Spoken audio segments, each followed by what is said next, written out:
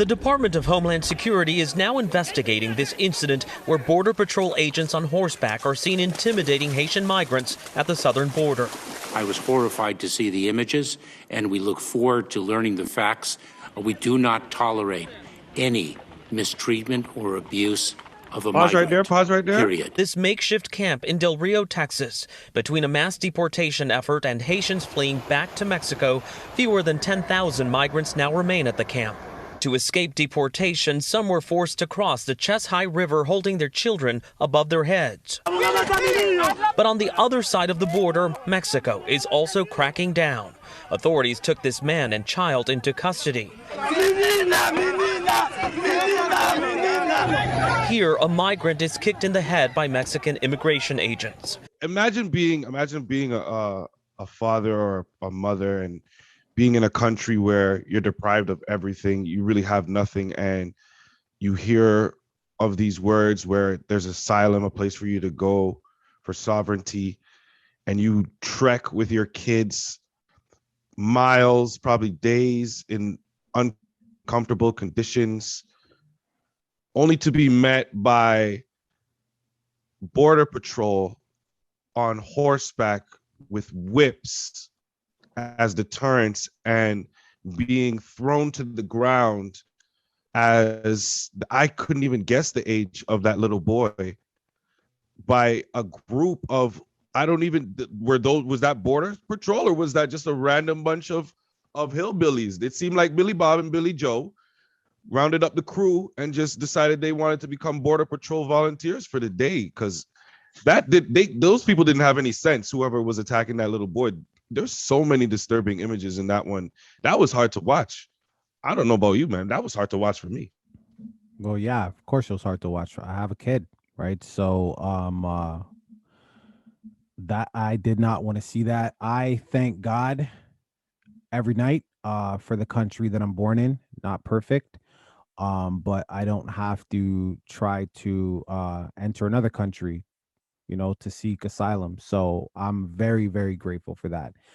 Yeah, I mean, I don't know what to say, because you have to look at both sides of the coin. On one side, country has a right to defend its borders. On the other side, you're human. In case y'all didn't know, YouTube is not our biggest fan. They be showing our videos to some people. Sometimes they don't. Some people get notifications. Some people don't. And you know what? It's because we like to speak our opinion on this. Two guys doing a podcast. We got two very unique opinions every single time. So what we need you to do is we need you to drop a like, okay? I'm going to need you to drop a like, okay? It's going to help the algorithm, help our page get seen, help people hear our opinions, okay? Let's break the YouTube code. Drop a like right now, all right? Let's get back to the video. Right? Like, you're a human being. So then people also look at the humanity aspect as, okay, that's fine. I am human, but I also have to protect the humans that live on this side of the border. I have to protect their future. I don't know you from anything. You say you're seeking asylum, but how do I know that? That's why they have channels for people to be processed and for people to be vetted and so on and so forth, to make, like, when somebody knocks at your door in the middle of the night and it's pouring rain outside and says, I need shelter for the night, do you just let them in? That's no, of course not. You don't know who they are, right? Well, yeah. this is what we're talking about, right? But your humanity still kicks in. You probably don't just slam the door in their face. Maybe you don't even open the door. You say, hey, can I make a phone call for you? Can I, your humanity kicks in. So what you're just watching in that video, there is no humanity there. All it is just basically not even a door open and slam. It's just a gunshot through the closed door. Get the fuck off my doorstep. Mind you, there's children there too. So everything that you're seeing there is all kinds of wrong. I agree that you should be able to defend your border. I totally agree with that. But if somebody is trying to forcefully enter in your home, like, how do you respond to that? A lot of people will say you meet force with force. Okay. Hold on a sec. Let's take this in then. Because the same country because these people are not coming to, they're not escaping from their countries because they're coming here going to the States to commit crime. They're trying to escape because of what's going on in that country, and it's deplorable. And right, They're going there for better conditions, to work, whatever they have to do to have a better life for themselves and their kids, right? So it's different motivations.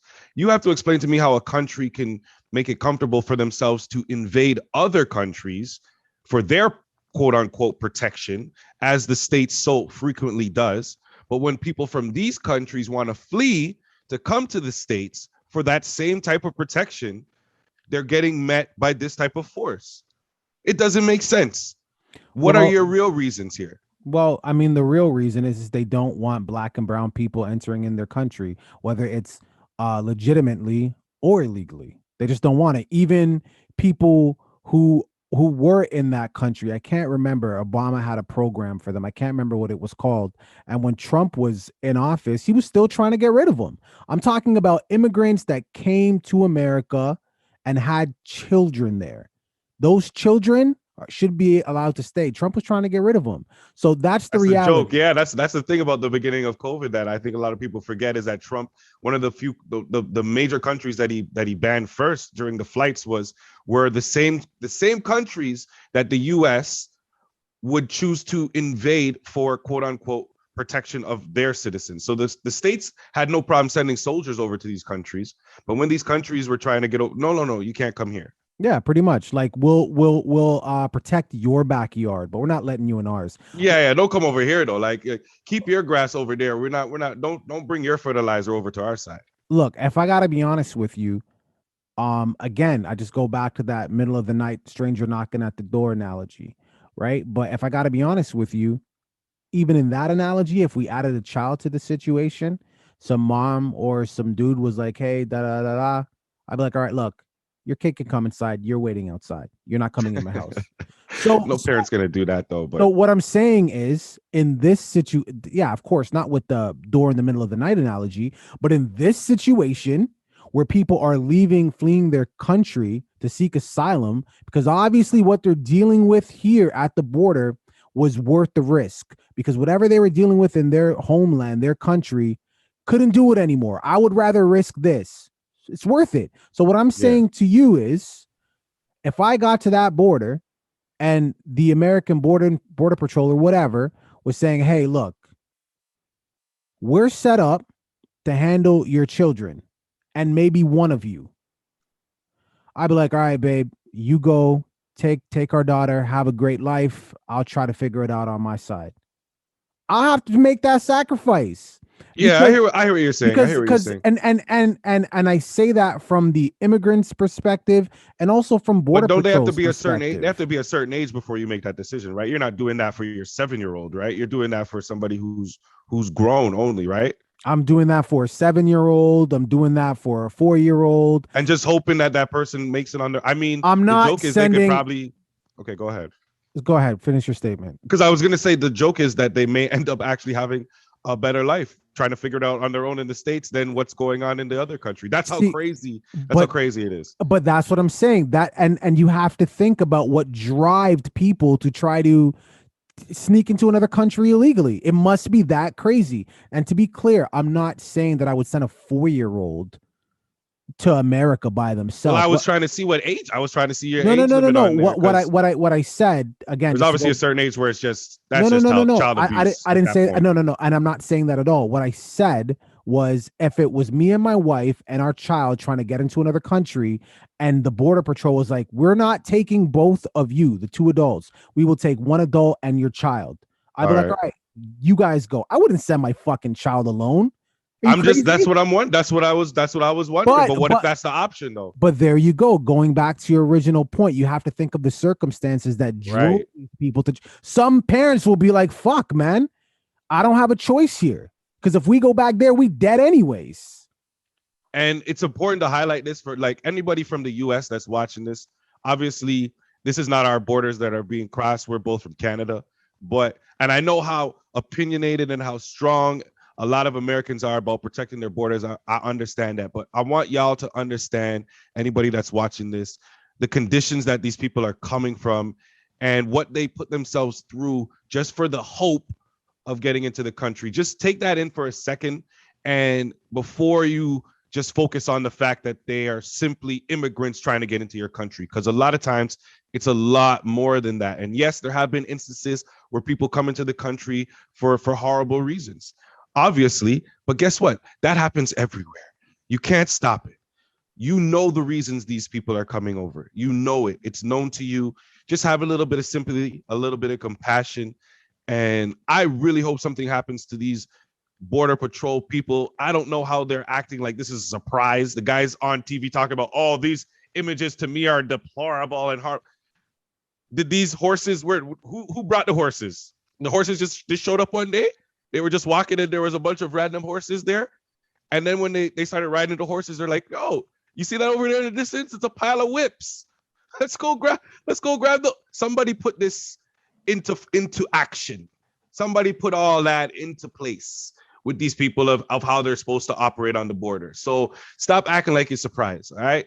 That's some bullshit. Well, like I said, America does not want black and brown immigrants in that country. And just to lastly, just top off, when you hear me, if we have some returning viewers here, when you hear me cracking jokes about, oh, I never want to go to America and this, that, I'm half joking and I'm half serious, but clearly you can. Why would I want to go to a country that would treat humans like this?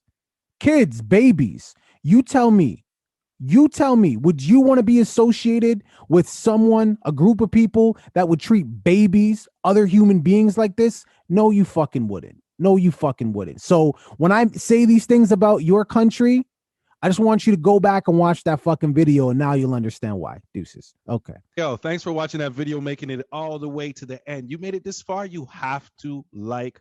Please subscribe and comment on the video as well. Join the conversation. Absolutely. We finally hit our goal of 500 subscribers. Yes, we are trying to get to 1,000, and we can only do that with your help. You can start by watching that next video. You see that tiny little icon? Click on that icon, rinse and repeat.